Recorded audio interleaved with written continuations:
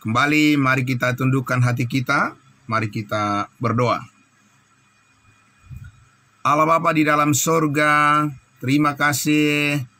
Kami sangat bersyukur ya Tuhan, pada saat kami beristirahat di malam tidur kami, Tuhan selalu menjagai dan memberikan kami perlindungan, pemeliharaan hingga pagi hari ini. Kasih-Mu membangunkan kami untuk datang bersyukur, bersujud di hadapan-Mu ya Bapa. Terima kasih Tuhan Yesus. Diberkatilah semua saudara-saudara kami yang pada pagi hari ini telah bergabung dalam ibadah pagi ini. Untuk hormat dan kemuliaan nama-Mu Bapa di dalam surga, kami bersama-sama menyambut kebenaran firman-Mu. Amin. Puji Tuhan. Saudara-saudaraku yang dikasihi Tuhan Yesus, terima kasih untuk kita semuanya. Ya, selamat pagi untuk kita, salam sehat semuanya. Baik, saudaraku, mari kita lanjutkan kembali apa yang sudah kita bicarakan kemarin tentang puncak daripada saya terus diperbaharui oleh kasih karunia Tuhan menjadi serupa dan segambar dengan Kristus Yesus Tuhan kita. Nah, saudara-saudaraku yang dikasihi Tuhan Yesus, mari kita dalam penebusan darah Kristus Yesus Tuhan kita. Nah, saudaraku, mari kita lihat kembali di dalam 1 Tesalonika pasalnya yang ketiga. Ya, dari mana pasal 3 ayatnya yang ke-13 ya. Mari kita lihat saudara-saudaraku 1 Tesalonika pasal 3 ayatnya yang ke-13.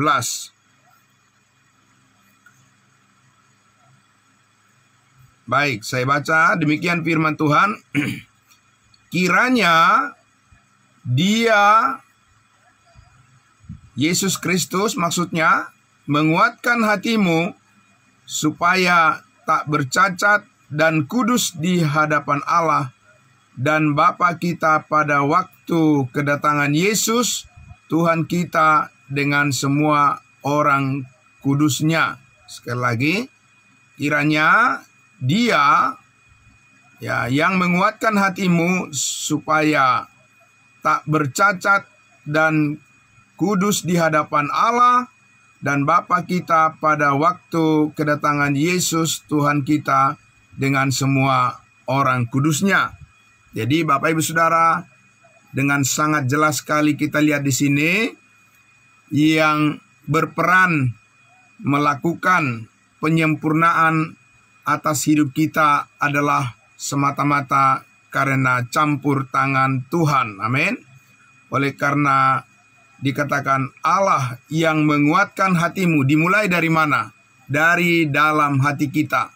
Jadi kekuatan kita berpusat pada hati dan pikiran kita. Oleh karena sejak di awal kita mengetahui keselamatan kita oleh kasih karunia Allah, itu bukan pada perbuatan-perbuatan kita sebagai kunci untuk berhasil, tetapi karena kita membuka hati kita kepada kebenaran Injil kasih karunia Allah, dan ketika kita percaya dimeteraikan dengan Roh Kudus di dalam hati kita. Amin. Jadi semuanya pusatnya adalah pada penempatan. Ya, pada penempatan yang dilakukan oleh Allah, ya, di mana Roh Kudus berdiam di dalam hati kita dan kita ditempatkan menjadi anggota tubuh Kristus, dimasukkan ke dalam ya kekudusan Kristus, yaitu di dalam tubuhnya. Amin. Nah, itu sangat luar biasa. Itu sebabnya saudara-saudaraku, sebagai anggota-anggota tubuh Kristus, kita memperoleh kekudusan yang bukan karena kita yang mengerjakannya, tetapi oleh karena Allah yang mengerjakannya untuk kita. Itu sangat luar biasa. Itu adalah konsep yang sangat jauh berbeda dari apa yang dipikirkan oleh dunia. Karena dunia akan terus memperbaharui dirinya dari luar. ya akan terus memperbaharui keadaannya dari faktor-faktor yang dari luar, ya, mengubah penampilan, ya saudaraku, ya berusaha untuk mengubah segala sesuatu dari luar. Bagaimana supaya orang lain memuji, bagaimana supaya orang lain memberikan aplaus, tepuk tangan, dan seterusnya, Bapak Ibu Saudara. Tetapi saudaraku yang dikasihi Tuhan Yesus, itulah sebabnya konsep dunia dengan konsep Tuhan itu, ya konsep kasih karunia Allah apalagi, saudaraku, di zaman anugerah sekarang ini itu sangat jauh berbeda. Ya, bedanya adalah antara surga dan bumi, ya. Nah, saudaraku yang dikasihi Tuhan Yesus, itulah sebabnya bagaimana supaya ya batin kita, manusia batiniah, manusia rohani, ya, ciptaan baru itu terus-menerus diperbaharui menurut gambar dan rupa Yesus Kristus yang dinyatakan melalui firman rahasia. Amin. Ya, firman rahasia yang murni dan tidak campur aduk, Bapak Ibu Saudara. Ya, kita sudah beberapa kali mendengarkan penjelasan Bapak Ibu Saudara bagaimana Allah mengubah caranya untuk manusia bisa mengenal Dia dengan benar, saudaraku, berdasarkan ya program Allah yang dulu memang ketika Allah berurusan dengan manusia melalui sebuah bangsa yang kudus, bangsa pilihan, bangsa Israel, memang manusia akan mengenal Allah melalui perbuatan-perbuatan yang ajaib, ya, melalui mujizat-mujizat, ya, di mana Tuhan Allah melakukan itu melalui sejarah kehidupan bangsa Israel, ya, berbagai macam mujizat yang Tuhan lakukan, tanda-tanda keheranan, sehingga orang-orang yang tidak mengenal Allah akan melihat dari perbuatan-perbuatan mereka, orang-orang Israel, ya, di mana kita lihat sejarah sangat luar biasa. Orang-orang Israel mulai keluar dari Mesir, ya, sampai dipaksa, ya, Firaun dan orang Mesir harus mengakui bahwa Allahnya Israel adalah Allah yang dahsyat luar biasa, karena berbagai macam mujizat, tulah, hukuman, ya, yang diperbuat, yang ditunjukkan oleh Allah melalui penyertaannya kepada umatnya Israel. Bagaimana mereka melewati Laut Merah, dan bagaimana mereka bisa makan dan minum 40 tahun lamanya tanpa bekerja, ya, tanpa bekerja, tanpa menabung, ya, Bapak Ibu Saudara, tanpa mengumpulkan, ya, bahkan Tuhan melarang mereka mengumpulkan, karena kalau mereka mengumpulkan itu berarti mereka merendahkan pemeliharaan Tuhan, ya, saudaraku, untuk makanan dan minum mereka selama mereka 40 tahun, mujizat Tuhan selalu nyata, sanggup memelihara hidup mereka. Ya, saudaraku, itulah yang kita lihat sampai pada penaklukan tanah negeri Kanaan, saudara, ya, bagaimana orang Israel melewati sungai Yordan, dan bagaimana Tuhan meruntuhkan tembok-tembok Jeriko, ya, dan seterusnya sampai pada zaman Nabi Elia, Nabi Elisa, Bapak Ibu Saudara, sampai zaman Daud, bahkan sampai pada kedatangan Yesus Kristus sendiri sebagai Raja, sebagai manusia, melakukan berbagai macam mujizat-mujizat di tengah-tengah umatnya Israel, sehingga bangsa-bangsa lain itu takluk dan kagum dan terheran-heran. Apalagi pada zaman Raja Salomo, saudara-saudaraku, semua raja-raja di dunia hormat kepada Raja Israel, kepada Raja Salomo, dan datang berguru kepada Salomo untuk memperoleh hikmat, ya, yang diperoleh Salomo dari Tuhan Allah. Saudaraku yang dikasihi Tuhan Yesus, itulah pada masa ketika Tuhan Allah menyatakan kehendaknya kepada manusia melalui sebuah bangsa yang kudus, bangsa pilihan, umatnya Israel.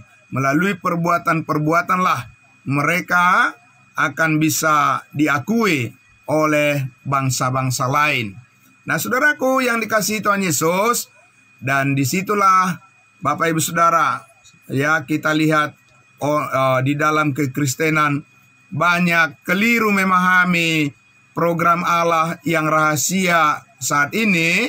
Saudaraku, program Tuhan sesudah Yesus Kristus naik ke surga, kasih karunia-Nya lah yang saat ini yang menjadi pusat perhatian daripada setiap orang percaya, di mana Roh Kudus bekerja menyelamatkan setiap orang yang percaya saat ini, dan dengan cuma-cuma diberikan keselamatan hidup yang kekal kepada setiap orang yang percaya, bukan karena usaha, bukan karena perbuatan, dan bukan karena kebaikan daripada setiap orang saat ini, melainkan karena Allah yang membenarkan. Amin.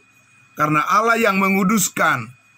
Karena Yesus Kristus yang melakukan pekerjaan baik yang sempurna, melebihi daripada mujizat. Bapak Ibu Saudara, kalau mujizat itu akan berlalu, tanda-tanda keheranan itu akan berlalu, akan lenyap. Bahasa roh akan berhenti. Bapak Ibu Saudara, tanda-tanda keheranan itu berhenti. Kenapa berhenti?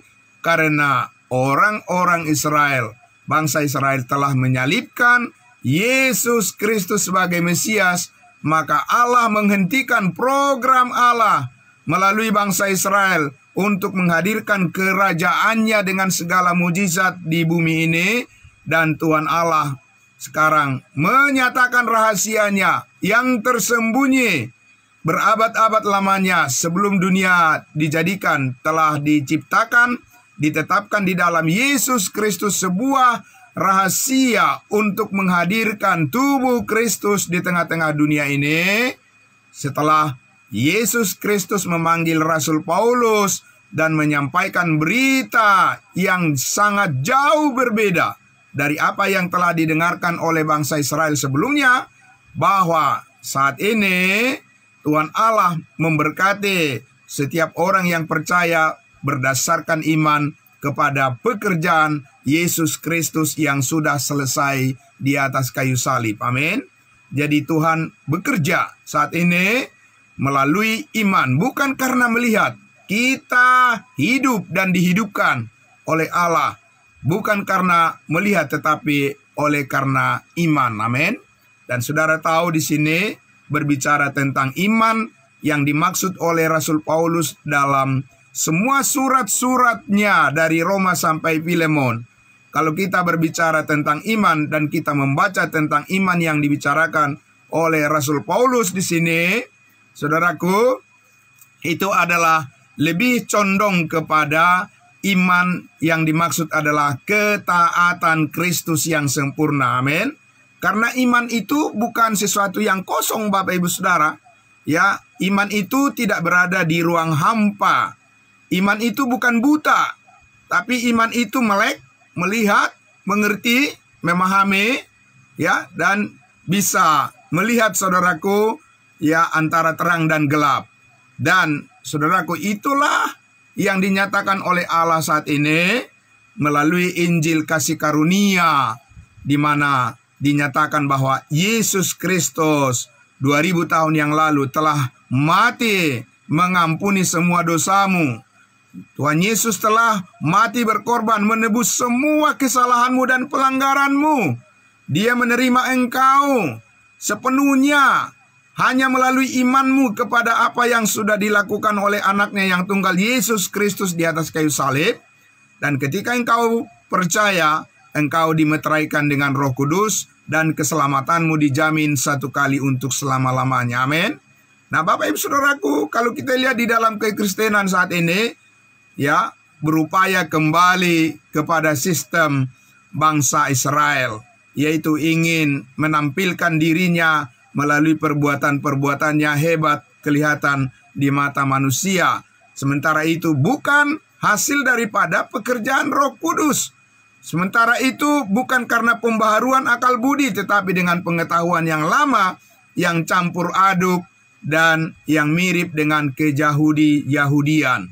Nah, Bapak Ibu Saudaraku yang dikasihi Tuhan Yesus, oleh karena itulah, maka ya jelas sekali Rasul Paulus tadi mengatakan di 1 Tesalonika pasal 3 ayat 13 ini, kiranya Dia Allah yang menguatkan hatimu, amin. Dimulai dari mana Bapak Ibu Saudara? Dari hatimu dan hatiku.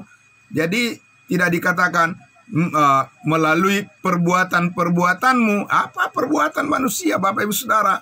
Kalau saudara dan saya selalu fokus kepada bagian luar pada perbuatan-perbuatan, saudara pasti gagal dan saya juga pasti gagal. Karena apa? Tidak ada perbuatan manusia yang sempurna yang bisa dicontoh untuk bisa mencukupi, ya, untuk bisa memadai bagi kita untuk mengalami perubahan di dalam manusia baru kita ini. Hanya Roh Kudus yang dapat mengubah manusia menjadi serupa dan segambar dengan Yesus Kristus Tuhan kita. Amin.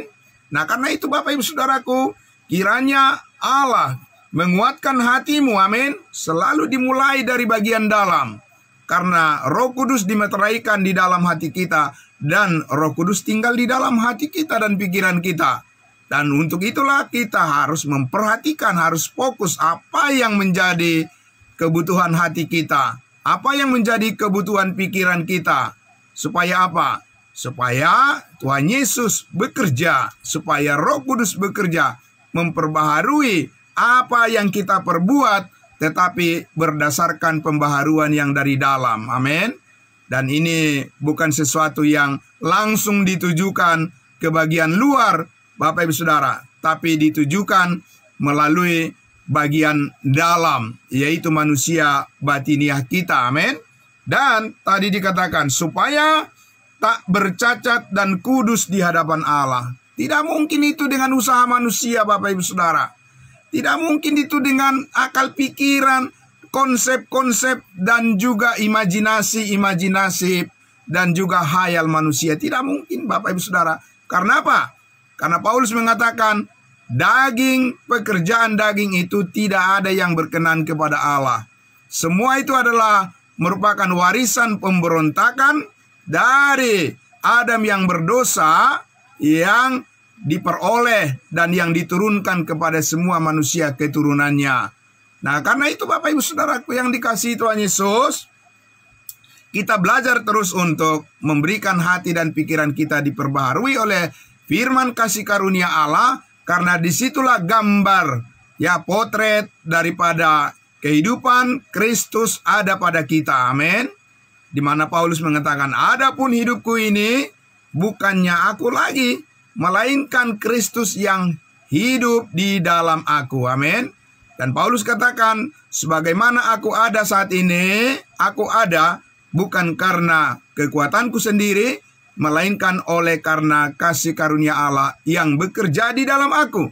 Dan kasih karunia Allah itu tidak akan pernah sia-sia. Amin. Kasih karunia Allah itu, apapun yang kamu kerjakan, apapun yang kamu lakukan, di dalam persekutuanmu dengan Tuhan, dalam persekutuanmu di dalam kasih karunia Allah, di dalam tubuh Kristus, tidaklah akan pernah sia-sia. Amin. Saudaraku yang dikasihi Tuhan Yesus, karena apa? Karena Roh Kudus memberdayakan. Amin. Roh Kudus memberdayakan hidup kita.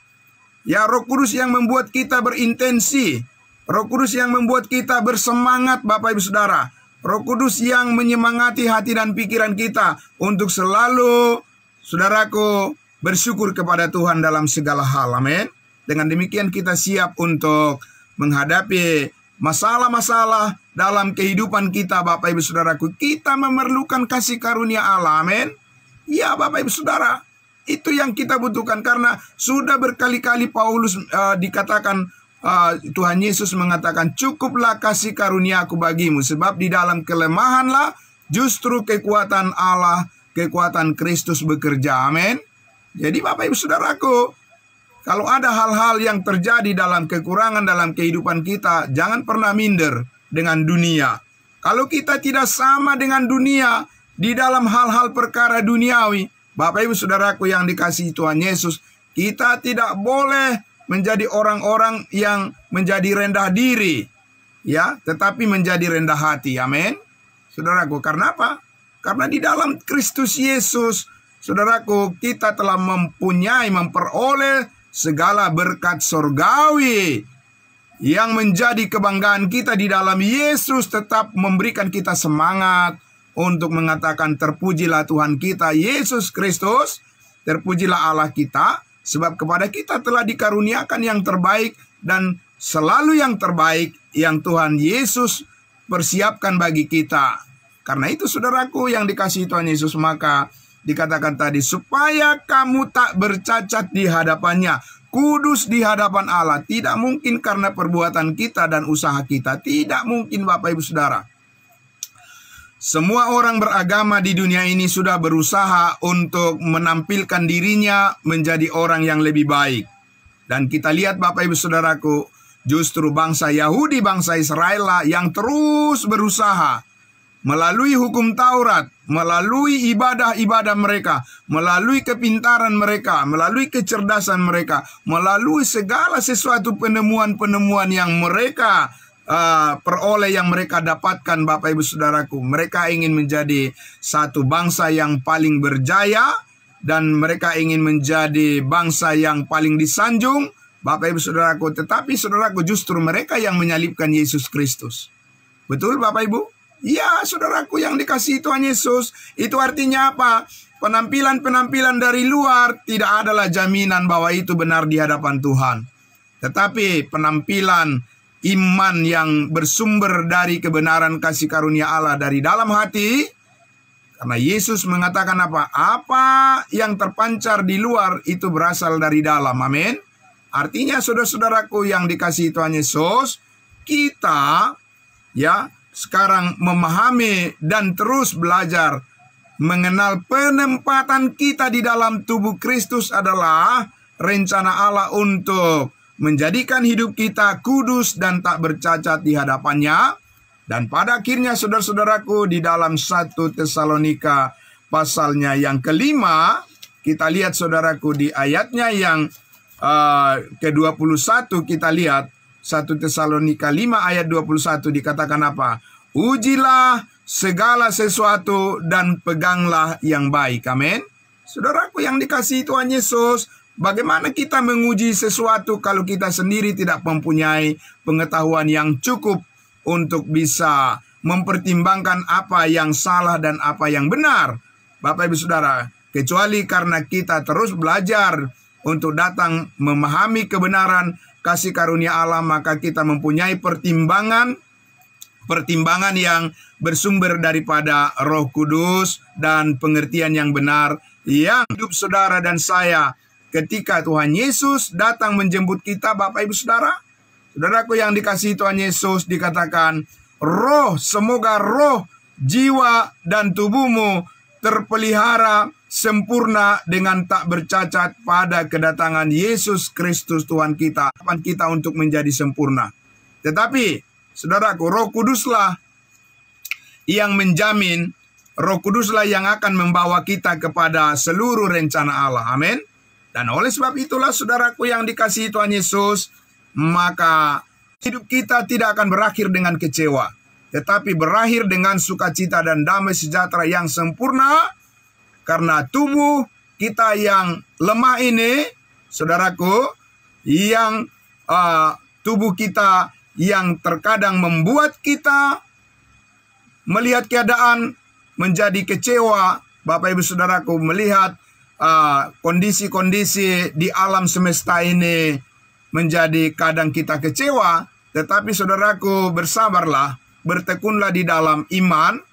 Saudaraku, pada akhirnya semuanya itu akan disempurnakan oleh Allah, disempurnakan oleh Tuhan Yesus pada saat kedatangannya, dan Roh Kudus yang membawa kita sampai pada tingkat di mana ya rencana dan kehendak Allah akan dipenuhi sepenuhnya dengan kedatangan Yesus Kristus di awan-awan. Amin. Oleh karena itulah saudaraku yang dikasihi Tuhan Yesus, mari kita terus belajar. Amin.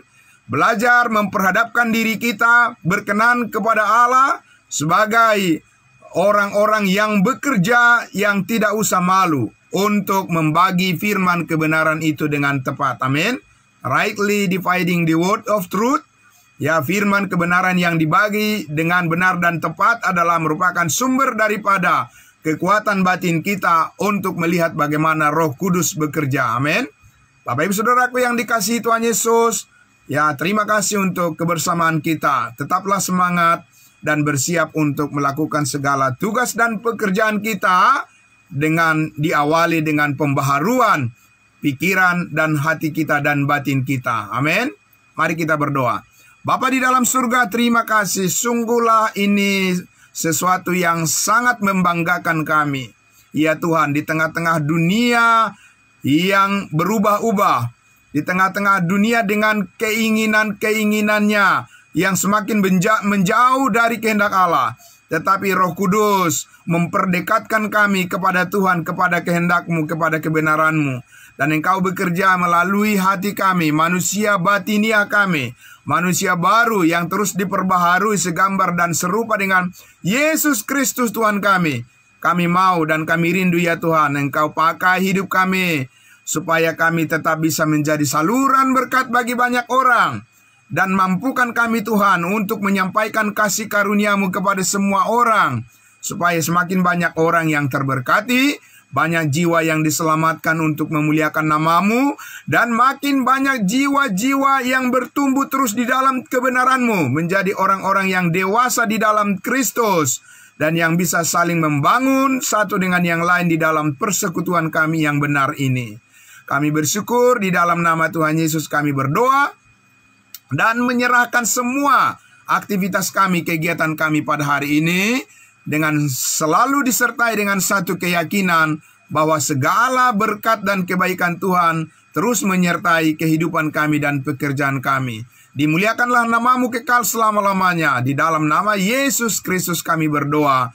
Haleluya, puji Tuhan. Amin. Amin, terima kasih. Shalom, salam kudus buat kita semua. Ya, terima kasih.